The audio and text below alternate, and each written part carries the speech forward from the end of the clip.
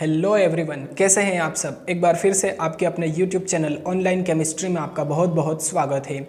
आज के वीडियो में हम मोस्ट इम्पोर्टेंट क्वेश्चन की बात करने जा रहे हैं और आपकी एमपी बोर्ड क्वेश्चन बैंक में भी ये क्वेश्चन आया है। इम्पोर्टेंट है आपकी एग्जाम के लिए, आपकी बोर्ड एग्जाम के लिए। ओके, तो ध्यान दीजिएगा, कॉन्सेंट्रेशन से देखिएगा, वीडियो एंड तक जरूर देखिएगा, तभी आपको ये क्वेश्चन अच्छे से क्लियर हो पाएगा। तो चलिए मैं बता देता हूँ कौन से क्वेश्चन के बारे में आज हम बात करने वाले हैं। आज हम कोरोजन या संक्षारण के बारे में बात करेंगे। इसकी जो सेल रिएक्शंस होती हैं वो सीखेंगे और साथ ही में जो जंग लगने का विद्युत रासायनिक सिद्धांत है वो टॉपिक भी आपको क्लियर होगा इस वीडियो के द्वारा। तो चलिए अब देख लेते हैं संक्षारण की परिभाषा और जंग लगने का विद्युत रासायनिक सिद्धांत क्या है। सबसे पहले संक्षारण की डेफिनेशन देख लेते हैं। कोरोजन की डेफिनेशन: वायुमंडल में उपस्थित गैसों और नमी द्वारा धातुओं के धीमी गति से नष्ट होने की प्रक्रिया को संक्षारण कहा जाता है, जैसे कि लोहे में जंग लगना। और इसका रासायनिक सूत्र होता है Fe2O3.XH2O। ठीक है, आपने अपने घरों के आसपास भी देखा होगा कि कोई बिल्डिंग बन रही है तो जो सरिया वगैरह होता है, लोहा जो भी होता है, उस पर जंग लग जाती है ना। संक्षारण इसका मतलब होता है संक्षारित हो जाता है वो लोहा। जंग लगना यानी कि संक्षारित हो जाता है। वायुमंडल की जो ऑक्सीजन होती है, कार्बन डाइऑक्साइड होती है, दूसरी अन्य जो गैसें होती हैं, उनसे क्रिया कर लेता है लोहा और फिर संक्षारित होता रहता है, धीरे धीरे नष्ट होता रहता है। एक परत बन जाती है, एक लेयर बन जाती है। ठीक है, तो लोहा धीरे धीरे नष्ट होने लगता है और लोहा धीरे धीरे नष्ट जब होता है तो इस क्रिया को हम क्या कहते हैं? कोरोजन या संक्षारण। ठीक है, लिखा भी यही है कि वायुमंडल में उपस्थित गैसों और नमी के द्वारा धातुओं के धीमी गति से नष्ट होने की प्रक्रिया है ना, धीमी गति से चलती है, स्लो। ये रिएक्शन जो होती है स्लो होती है, एकदम से नहीं हो जाती है अचानक। तो धीमी गति से नष्ट होने की प्रक्रिया को संक्षारण कहते हैं, जैसे कि लोहे में जंग लगना। और इसका सूत्र होता है Fe2O3.XH2O। ध्यान रखिएगा, इंपॉर्टेंट है ये ऑब्जेक्टिव के लिए भी। ठीक है, तो सूत्र क्या होता है? Fe2O3.XH2O। अब देख लेते हैं जंग लगने का विद्युत रासायनिक सिद्धांत क्या है। इंपॉर्टेंट है, मोस्ट इंपॉर्टेंट है। ठीक है, ध्यान दीजिएगा, यहां पर कंसंट्रेशन से देखिएगा। ओके, चलिए, तो जंग लगने का विद्युत रासायनिक सिद्धांत क्या है? लोहे पर जंग लगना विद्युत रासायनिक सेल का उदाहरण है। लोहे पर जंग लगना एक विद्युत रासायनिक सेल का एग्जाम्पल है, उदाहरण है। इस क्रिया में क्या होता है? तो इस क्रिया में लोहे पर कई संक्षारण सेल बन जाते हैं, कई संक्षारण सेल बन जाते हैं, जिसमें शुद्ध लोहा एनोड, जो प्योर लोहा होता है, जो संक्षारित नहीं हुआ है, शुद्ध लोहा एनोड का कार्य करेगा और अशुद्ध लोहा कैथोड का कार्य करता है। ये बात ध्यान दीजिएगा, है ना, कि शुद्ध लोहा जो होता है वो एनोड का कार्य करता है और अशुद्ध लोहा कैथोड का कार्य करता है। अब ऑक्सीजन युक्त नमी CO2 और अन्य गैसें, है ना, ये भी ध्यान दीजिएगा। ऑक्सीजन युक्त नमी CO2 और अन्य गैसें किसका कार्य करेगी? विद्युत अपघट्य का कार्य करती हैं। ये बात ध्यान दीजिएगा कि कौन विद्युत अपघट्य का कार्य करेगी? ऑक्सीजन युक्त नमी CO2 और अन्य जो दूसरी गैसें वायुमंडल में प्रेजेंट होती हैं वो विद्युत अपघट्य का कार्य करती हैं, है ना, और जिससे कई संक्षारण सेल बन जाते हैं और लोहा संक्षारित होता रहता है।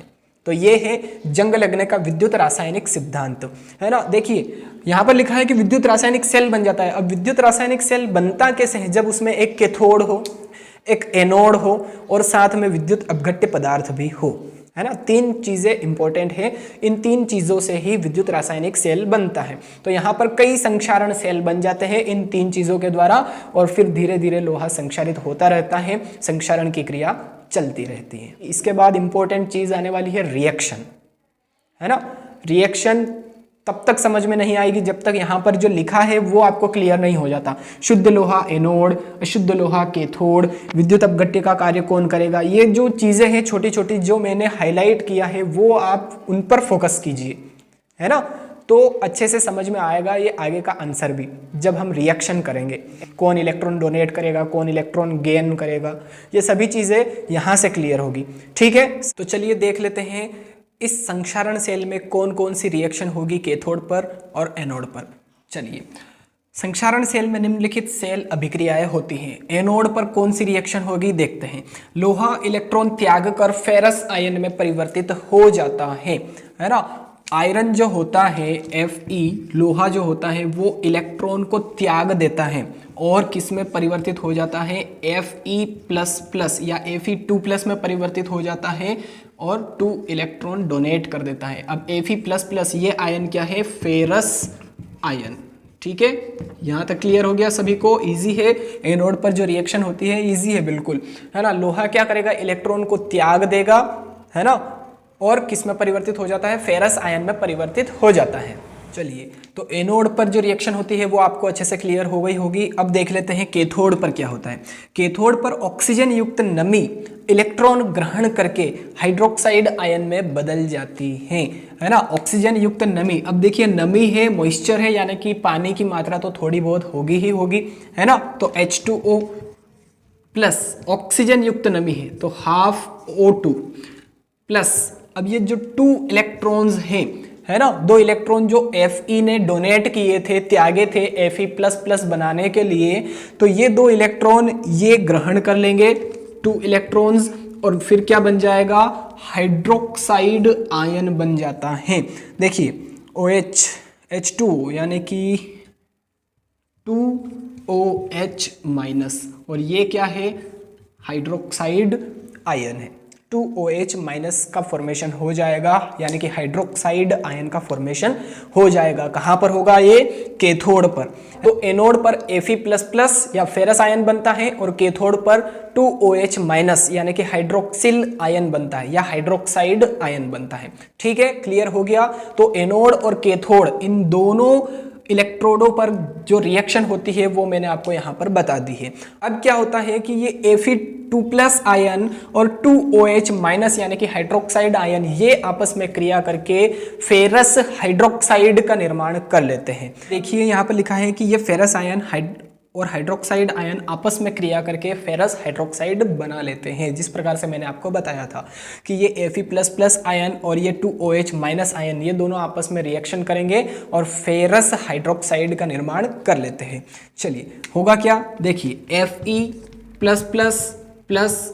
2OH- इज इक्वल टू, अब क्या बन जाएगा, देखिए FeOH का होल ट्वाइस, है ना। Fe2OH है तो OH का होल ट्वाइस हो गया, FeOH का होल ट्वाइस, ये क्या बन गया, देखिए फेरस हाइड्रोक्साइड। ठीक है, तो इस प्रकार से फेरस हाइड्रोक्साइड का निर्माण हो गया।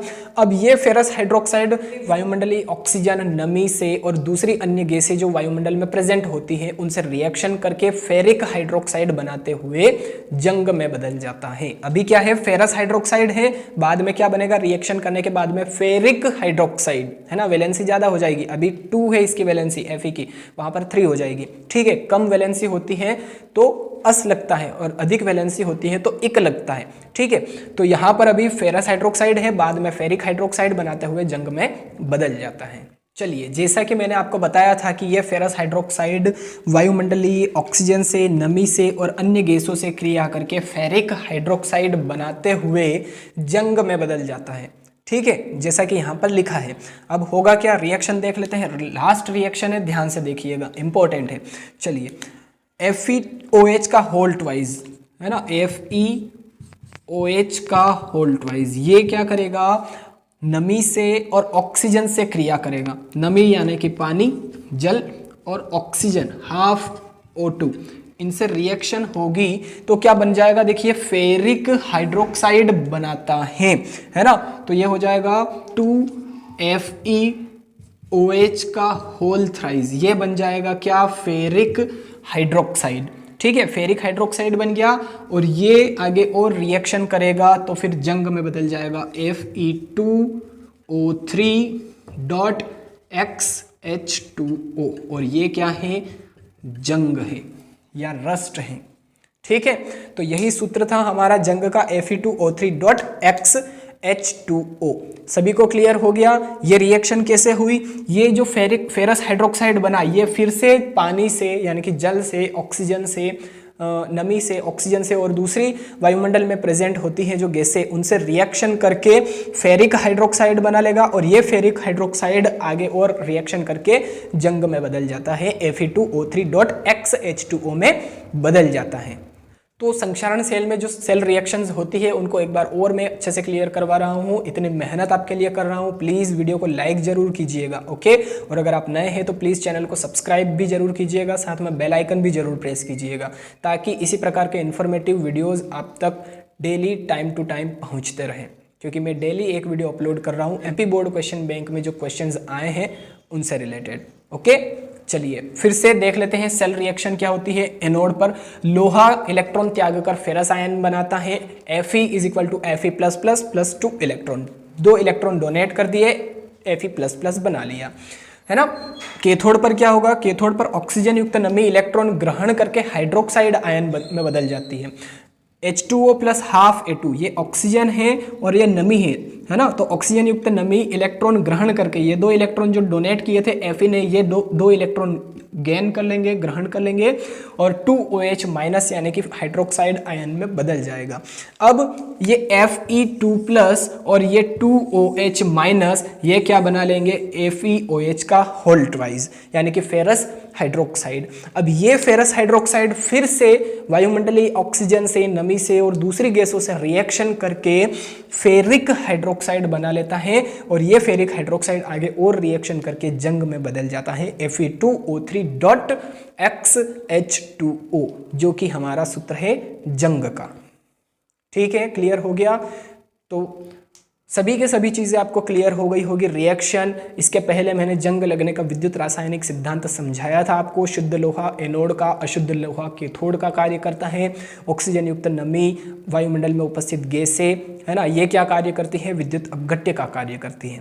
तो वो याद रखना जरूरी है आपके लिए, इनको समझने के लिए। ठीक है, तो वीडियो अगर अच्छा लगा तो प्लीज़ वीडियो को लाइक ज़रूर कीजिएगा।